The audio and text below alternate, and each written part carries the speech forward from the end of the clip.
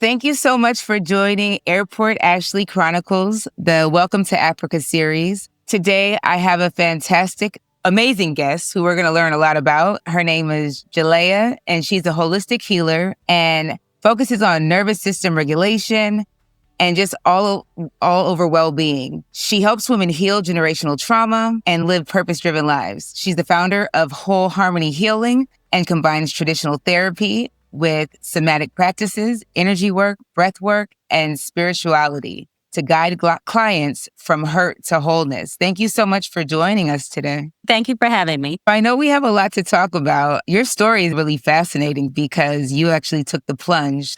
Can you tell us a little bit about you? I know you're from Gary and then came from Arizona. If you can tell the guests a little bit about your background before you got to Ghana. Absolutely. Yes, I would love to. So, again, my name is Jaleaa. I am a retired nurse, about 25 years of emergency room / teaching nursing.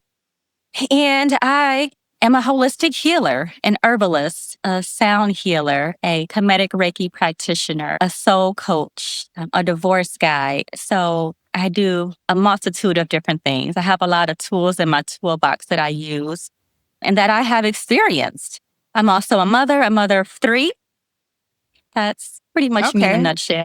Yeah. All right. So let's just get into it then. So you're from Gary, right? Yes. So you were living your traditional life, a nurse. And we know nurses. I mean, I'm a funeral professional prior to getting into travel. So just like a nurse, we give a lot of ourselves to others, right? Where we sometimes allow our cups to become empty. I saw one of your posts and you said that you went to Ghana for a wedding, right? No. I came for a retreat. I hosted my first healing retreat here in 2025. Oh, I see. Yes. Okay. So, I mean, what made you choose Ghana for your healing retreat? So I was talking to a girlfriend of mine and she had another friend who lives here in Ghana and her friend does tours.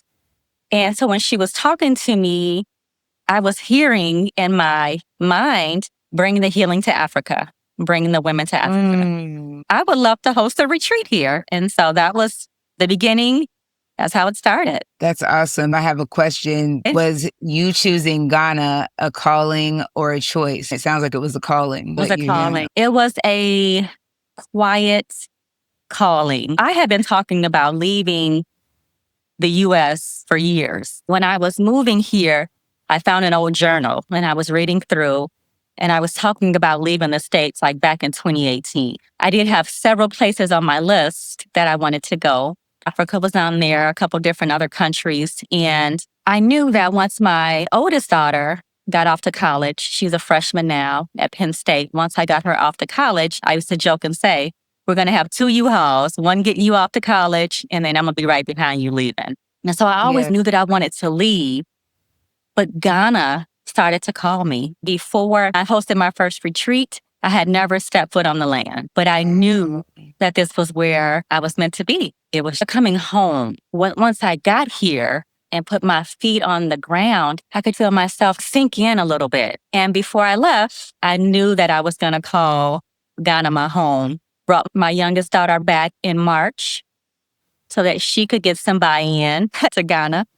We moved in December. So that same year, I visited twice, she visited once, and then we were here. So you have more than one daughter in Ghana with you? No, just my youngest daughter. My oldest daughter is in college, and I have a grown son. So just the baby. So I do have a list of questions and just conversation really to go through, but how has your first 30 days been? If you guys don't know, Jaleaa is documenting her first 30 days in Ghana and they're entertaining. I want to get into what you said, like, the other day, you were saying it's peaceful, but there's some other things, some other nuances, living out here, tell that you're not in America, which is not a bad thing, right? Yeah, it's peaceful. I've had some encounters where I'm like, okay, I got to keep my head on a swivel. I see you. People going to try you wherever you are, especially, what I've learned, let me be very honest. What I've learned is that I don't know if everybody values relationships the same way,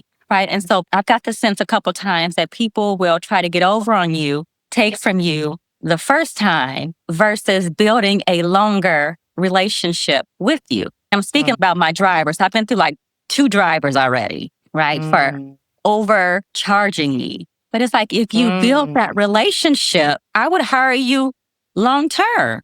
But now I see how you move. So now I can move this way. I've had a couple experiences like that. My daughter and I, we were going to the beach and they were charging people to get in. So this guy comes up, he's got one of those like fluorescent work vests on, right? So he's like, they're charging, you to get in. It's going to be, whatever, 20 CDs. I'm like, okay, whatever. So he takes the money. Then I see him hand the money to the other person collecting, and then he receives change back. I'm thinking in my head, okay, he's gotten his cut. When I could have just walked myself up and paid to get in. Stuff like that. That's unfortunate for them. Because like you said, you're not going to be doing business with them. No more. But, Actually, I want to kind of go back a little bit, Jaleaa, because you had your retreat. You said it was a spiritual calling that led you to Ghana. A lot of people have these things. A lot of people don't push the button, though. So can you walk us a little bit through that process of, okay, you decided that you wanted to go to Ghana, but then what? There's visas, relocation. What was that process? Did you sell stuff? How did you find a place? Did you have a realtor? What was your process? When I got the call in my mind to go to Ghana, I relied on my ancestors. I was guided. I didn't just up one day and say, this is where I'm going. It was a guidance system. A little nugget was dropped here, a little nugget was dropped here. And when that happens, a lot of times we don't pay attention or we ignore it. So it can't be forced on you. You have to take the next step. In 2018, when I knew I was going to leave, when I got my oldest daughter off to school and that time was approaching, I got the call to go to Ghana. I started to put things into place. The first thing I started doing was getting rid of things. So when I came back after visiting in March, I started in June. Once I got my daughter off to school and I was able to empty out and clear out her room, I was like, okay, now let me start. I started to sell things. I gave so much stuff away, just bless people with tons of stuff. That's kind of where it started. Then I could see the progress. Like, okay, you are really doing this. I already had my visa. I worked on getting my daughter her visa. How I found the housing, and I really want to rephrase that, how I was guided to the housing. I was actually in New Orleans at the Essence Fest in July, this past July. Wow. When I tell you, I could not have written the story better myself. I was at the Essence Fest. My girlfriend I was with, she went to Xavier University. So we were over there. They had an African bookstore. And I noticed that some of the garments were from Ghana. I could tell by the patterns. And so I go up to the gentleman, the owner. We started a conversation. He was indeed from Ghana. And so I showed him my pictures from the retreat. We started a conversation. And then when I got ready to leave, I said to him, hey, let me talk to you. I said, well, I'm thinking about relocating to Ghana, maybe like October. And so he goes, really? He says, well, I'm an Airbnb. And I go, oh, okay. So we connected with numbers. Before I left, I said, okay, what would you charge me to, rent your space? The same number that I had in my head was the same number. That's nothing but God. That's destined. That's it. That's how I knew it. And I walked away like, okay. So I am staying, just taking the steps. When you take that one step, you don't have to see the whole staircase, but you do have to have some movement on your own. And it'll be laid out for you, just like that. Yeah. They say faith without works is dead. So you got to take that step and you got to take the step. And that goes into your purpose-driven life, philosophy as well. So it's not always comfortable, but it's worth it because it's bigger than you, right? It's bigger than me. I have really learned that. As I'm talking, it may seem like this is smooth and this is easy, but it's not. It's not. And choosing yourself. Like I said, I have a daughter that I've gotten off to college and now I'm over in Africa. And I said to my daughter, I said, sweetheart, baby, I've done it. I'm still here, but I'm just not going to be the first person you might want to call. I'm passing that torch over to your father. You have a whole family. You have a network and mom doesn't have to be the end all be all. And she gets it. And so good for you for setting those boundaries. If you don't honor yourself, nobody else will. It's so true. It's just so funny because especially in America, and then, you were a nurse and everything. So you're obviously a caregiver, which I think you probably resonate now through your holistic work. However, it kind of goes back to what I was saying before where, as a mother, as a nurse, people in America feel like they're obligated to their responsibilities and not to themselves. That's really brave of you. And I'm sure that you inspire so many, even if you don't realize it, just by taking that bold move and stepping out on faith and being led to your bigger divine purpose. That's huge. Yeah. Thank you. Sometimes when you are moving through the journey, you don't always see the impact right then. You never know who's watching, who you are inspiring. So just do what you do, right? And I was listening to something earlier today and it said, I have been hearing this for years. So, like I read down my resume, all the different things that I do. And I would hear all the time, like, niche down, like, what is your niche? And I said to myself today, like, you are the niche. It's you. That's right. And so I am so good with that. Like all the things that part about just being who you are is enough. That's it. So there's a Ghanaian concept called Sankofa. Are you familiar with that? Yes. So go back and fetch it. Returning to your roots and moving forward. And that's essentially what you're doing. So you talked about something touching the soil when you got there. What was that experience like? I had asked for guidance on, like, what did I need to do? What I wrestled with, Ashley, I wrestled with coming here. The path is being laid out for me. I don't have it figured out. So I'm like, okay, what am I supposed to do when I get here? And it came in very clear, just rest. And I was like, shoot, we're not used to rest. I'm just supposed to rest. And I think you need to give yourself a little bit more grace. I'm going to toot your horn for you. I'm an outsider looking in, and I'm highly impressed, which is why I felt like your story should be shared. Not only have you taken the leap and followed your spirit and purpose, a lot of people have excuses. So many people procrastinate. You did it already. I see you have yoga classes and stuff out there. I see you have a lot going on already. So let's talk about that. And it hasn't even been 30 days. You're walking in your purpose seriously and still being a blessing to others. How did all this happen? I might sound like a broken record by the time we are done. But when I tell you, and I might tear up, it's just, sometimes it's unbelievable, the journey. And I'm like, I'm here with no plan, but I'm trusting that while I'm here, all my needs and my desires are going to be met. So I love to work out. When I was in the States, I was there like 3 times a day. Yoga, Pilates, all the things. I get to Ghana and it stops. I come here in December, everybody's on holiday. I can't find a yoga studio that's open. Yeah, right. Oh my God. I feel like I'm being forced to sit still, to rest. And I'm like, I want to move my body. This is what I'm used to. I get through that season about 2 weeks. Then there's a yoga class that opens up and I go. I didn't register online because it said you can just walk in. And so when I go, the young lady says, are you here for yoga? And I go, yeah. She says, did you sign up? And I said, no. Well, it says that you can walk in. She was taken back and she was like, there's no yoga class today because no one signed up. And I was like, really? And then she goes, are you sure it says that on the website? So I'm pulling up the website now. I can't even find where it says you can sign up. You can just walk in. You can show up. Can't find it. You just show up. Can't find it. Then I hear her talking to someone and she's talking to the Pilates instructor. They had Pilates right before yoga. And this was the Pilates instructor's last day. So she's talking to the Pilates instructor, saying their goodbyes. She comes back up to me and apologizes again and says, there's no yoga. And she says, that was my Pilates instructor. This is her last day. And she goes, do you teach? And I go, yeah, I do.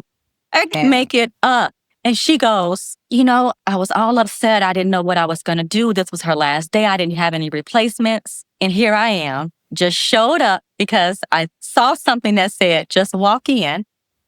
I can't make it up. Man, but that's just, the one thing about walking in divine purpose and order is that the stories are consistent. So when things happen beyond your expectation that had nothing to do with anything you orchestrated, that's just in line and confirmed. So, God's promises never come back void.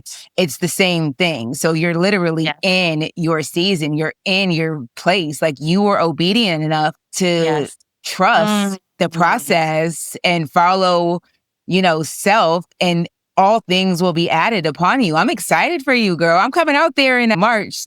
I definitely will link up with you, do one of your classes too. good. Who knows what's going to happen in the next 30 days. I love it. So obviously we know that you're in Ghana for a bigger purpose than yourself. So it's yet to be unfolding. But in your first 30 days, has your body felt more regulated in Ghana than it ever did in the US? Going back to what you asked about touching the soil and what that was like, I asked for guidance. What am I supposed to do when I get here? The first thing that came forward was rest. It was like, rest your bones, not just your body. I didn't even know what that meant. I'm like, rest my bones. That meant like, don't do nothing. Like, rest your bones. I was like, wow, what does that even mean? Like, you don't have to do anything right now. There's nothing you need to do. The ritual that was given to me through asking I call it my team, that is the creator, my guides, my ancestors, my spiritual team. What I was told to do was every day for the first 7 days, make sure that I touch the land barefoot. The land, I was told, remembers you. So now it's time for you to remember the land. Grounding every day. So you work in generational trauma too, right? As far as healing? I do. Yes. And the standing on African soil and the land our ancestors were stolen from shifts something in how you understand intergenerational wounds? You said you felt whole step down to the soil, and that's interesting because it's like coming back, and that's what this entire series is about, bringing people back to their roots, which is our motherland, Africa. But there was a lot of stuff that took place in Africa, which is what got us to America. Yes. What I felt was that what has happened here is not, it was like an interruption. We didn't start in slavery. We were already present. It was an interruption. Absolutely. And now we're coming back. I also felt a lot of power, a lot of strength. You know, when I walk through the slave castles, you feel the strength. For some, it can be heavy, the heaviness that they endured. For me, it was like the quiet strength being passed on, like the torch being given to continue the journey. So that's kind of what it's been for me. And Africa offers so much healing if we are open to receive it. Now, when you're saying receiving it, like physically or spiritually, like metaphorically? Yeah, I would say spiritually. Right. Okay. So Africa is, for me, as you said, the motherland. And sometimes people look at Africa as an escape. You know, once you step here, it's all going to be magically better. But Africa is here to guide you on the journey if you're able to listen. But sometimes people come here and they can escape into it. So there's the difference, being open to receive what the land is trying to teach you. And one example would be teaching me to rest. I didn't know how to rest. That is breaking generational traumas. Women in my lineage, back-breaking, doing it on their own, single parents, you know, taking care of caregivers, taking care of everybody but themselves, not having the opportunity to rest. And they're sending me here and they're saying, the only thing you have to do right now is rest. You're basically talking about the perception of the fantasy versus returning to Africa or Ghana to heal, right? Some people use Africa as an escape for unresolved pain, and they're going to hide instead of to heal. I know you said your message was to rest. Has Ghana brought anything else to the surface? Any old wounds, unprocessed grief, or parts of yourself that you thought you'd already healed from that you didn't expect? In that healing process? Yeah. Or that resting process? There was a day, and I shared a little bit about it. Family is huge. We love our family. And sometimes that family is a lot of the reasons why people don't move forward. One of the things that came up for me was being here. I did start to have a little bit of the regret, leaving. The guilt of leaving. I was kind of jolted back into, no. You have a higher purpose and a higher calling, and you are exactly where you're meant to be. When I noticed that I was still holding on to that, I had to be very gentle with myself. And I remember that day, it rained, it poured, and I just went out and I laid on the ground and just let the rain cleanse me, just take it from me.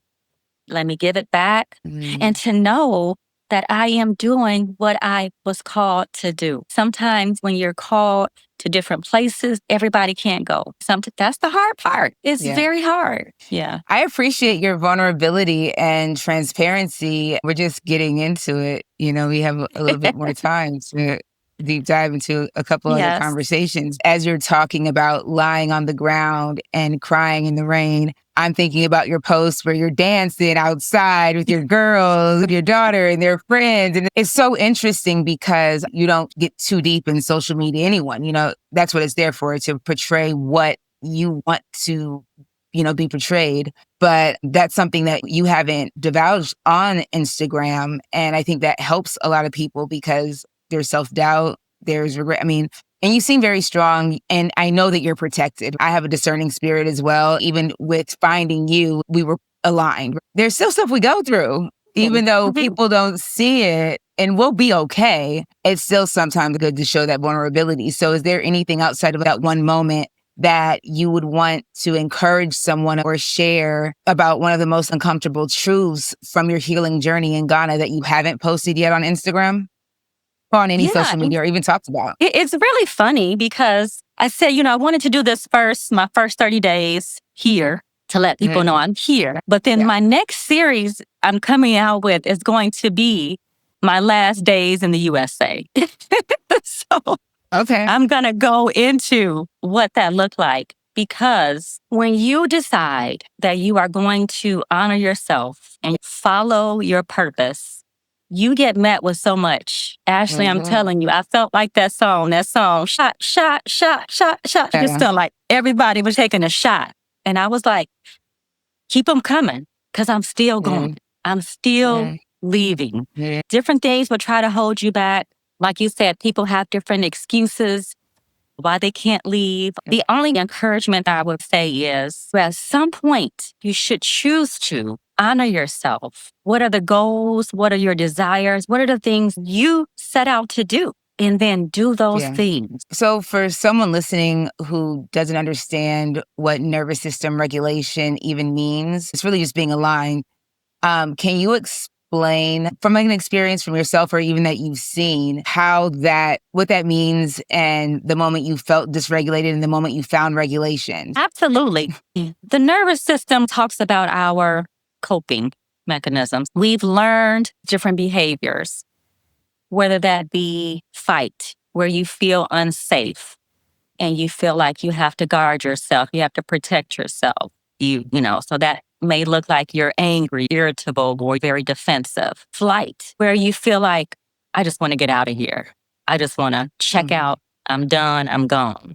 And then the next one is freeze, where you're in this part where you can't make a decision. You don't know, am I going? Am I coming?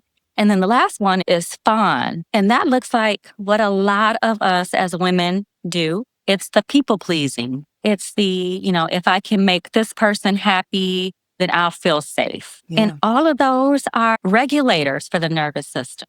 And so how we're able to regulate our nervous system is by listening to it, honoring yourself, listening to your body. What is it telling you? So for me, I've gone through the whole gamut of all of those, you know, before the move, during the move. When I first got here, you know, when dealing with family, I was still in that fawn, you know, a little bit of trying to make sure everybody was good and okay with me being here. Then it was like, my stomach was like turning circles. I was just going to say, so what that looked like for me trying to regulate those feelings was being very gentle with myself and reassuring myself that we were safe to be here, you know, saying kind things. We are safe to be here, going outside, grounding, touching the earth, just really bringing calmness back to my spirit. So that's kind of a few of the ways that I was able to regulate, still kind of being, you know, in that dysregulation with my system. I was going to ask you, what are 3 practices you could recommend to people from what you just said and what anchored you? It is meditation and seeking higher power. Do you journal? I do journal. So if you want to just elaborate on that, because it's your question. Yeah.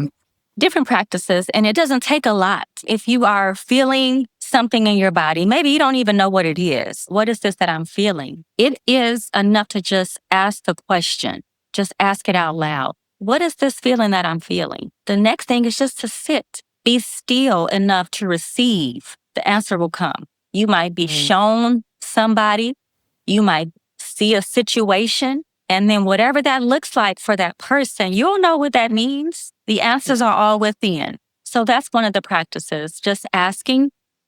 Another practice when you want to feel safety where you are, open your eyes, look around, and call out 3 things that you see. And then tell your body, we are safe to be here. We are safe to be here. And you can continuously repeat that. Because what I've learned, Ashley, is that this is like years. When we talk about generational trauma, we are also carrying generations of these different traumas. And so when you heal 7 generations back and 7 generations forward. So that's why healing is so necessary. But as you are going through your process, you're able to heal yourself. You're healing the others that are around you. You're healing your lineage. And so that's why I just said healing is very necessary for us to do. Asking the right questions, grounding yourself, journaling, calling things out, and continuously telling your body that we are safe. You said healing's possible wherever you are in life, but does place matter to you? And does the energy of a location, especially one tied to ancestry, accelerate or deepen that healing, do you think? I do think so. Your question was twofold. I would say yes and yes. Place does matter. Absolutely. Because for one, it's often hard to heal in the place where you were wounded. There's that. I like to look at it. I'm a plant lover. I like to reference it to plants. You have a plant that is outgrowing the pot. It is leaning over. It's showing you it's overgrown. And what do we want to do? We want to get some sticks and some spikes and, make it stand up tall and tie it around. But we want to keep it in that same pot. And the plant is saying to you, I need a whole different soil. My gosh. I need to be replanted. If you want me to grow to my full potential, you got to get me into another pot. You got to get me into some fresh soil. I noticed along the journey, I had reached my capacity in Arizona. I was tired. I was irritable. I was unrested. There was a lot of unrest, and I was ready to go. And I knew that there was more for me. And so I felt like that plant. Once I was replanted on a different soil, I was able to relax. My shoulders dropped. I could sigh. I could breathe. It was like I was holding my breath. Well, and for so long, our narrative as Black women have been about survival and resistance. So we always have to be so strong. Do you see your work helping Black women heal their nervous system, emotional trauma, just learning to decompress and re-regulate as part of your own liberation story? Absolutely. It makes me very sad, Ashley, when I work with women and the stories that I hear, of how we just keep going. We just keep going. It's like we're holding a plate and it's like, okay, what else can you put on top? What else can you put on top? And you start to shrink down because the plate is so heavy, right? But we're just taking more and taking more. It's very sad. And it's hard for people to see their worthiness. We've cloned it now, the soft life, but we are worthy. We are worthy of that feeling where we can just be. Have you connected with a expat community out there from America, or have you connected with other Ghanaian women or African women where you feel outside of your spiritual team where people support each other that is something that was different than what you had in the States? Yeah. So I live here on a compound. There are 2 other Ghanaian families here. The biggest thing that I noticed, I asked for community. That's one of the reasons I believe I was guided here to Ghana, because I've always wanted to have community. When I got community, I was like, oh my God, this is a little bit overwhelming. Why do you say that? I wasn't used to it. To have people meet you when you're coming, help you with your bags, check on you in the morning. Do you need anything? How can I help you today?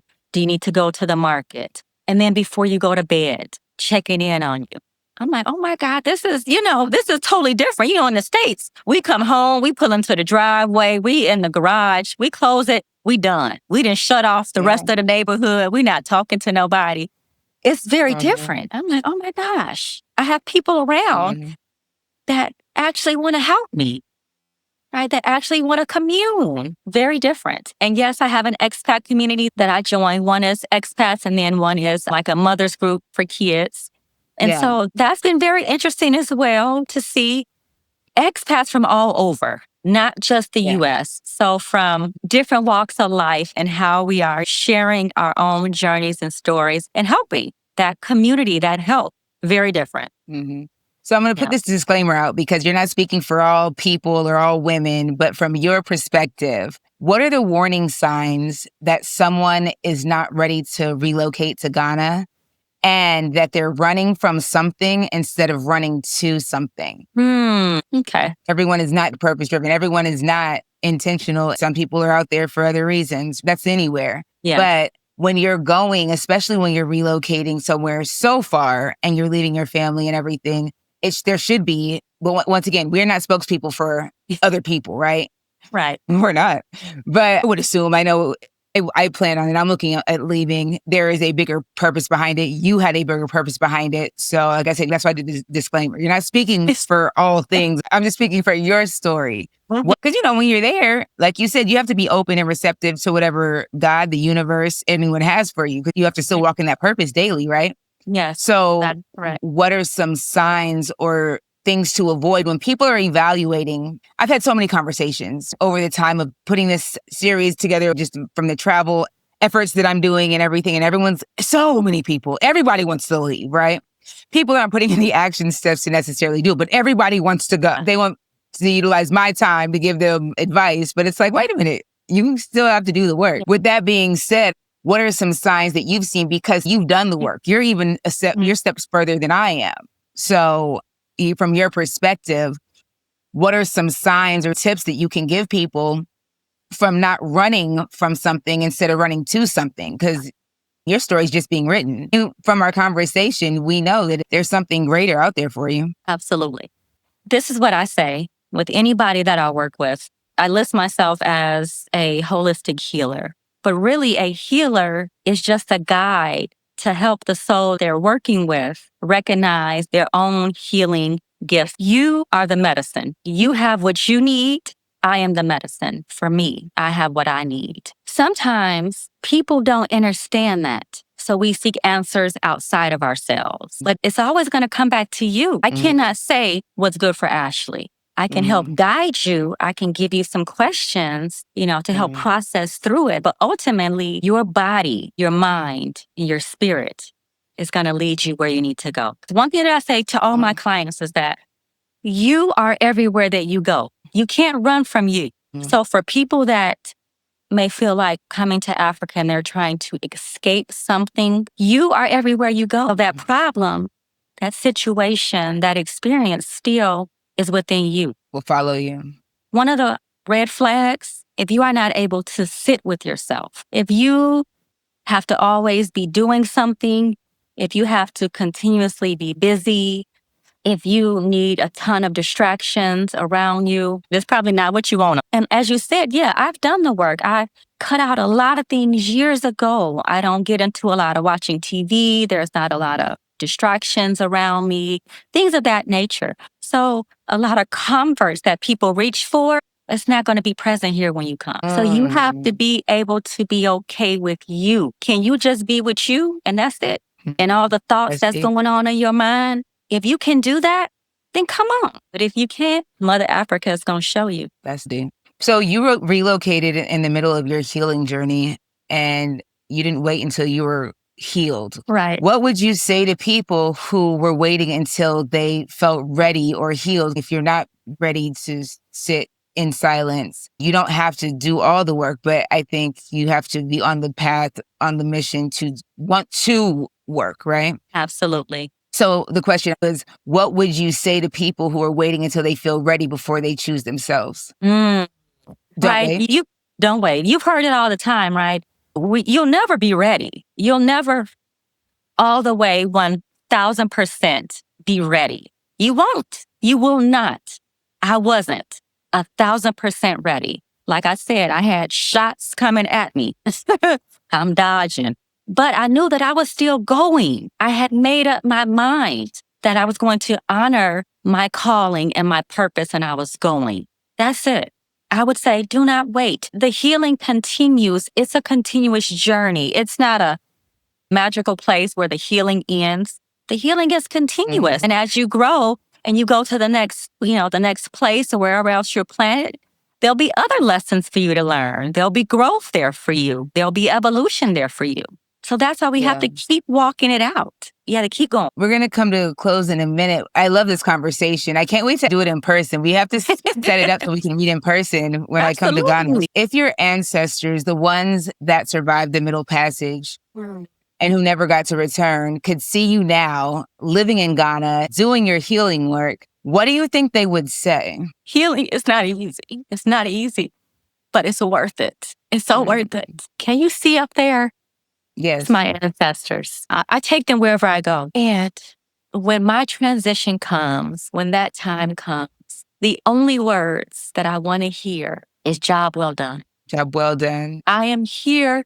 I was chosen. I was called for this purpose that is still being written. And I want to walk it out. Amen.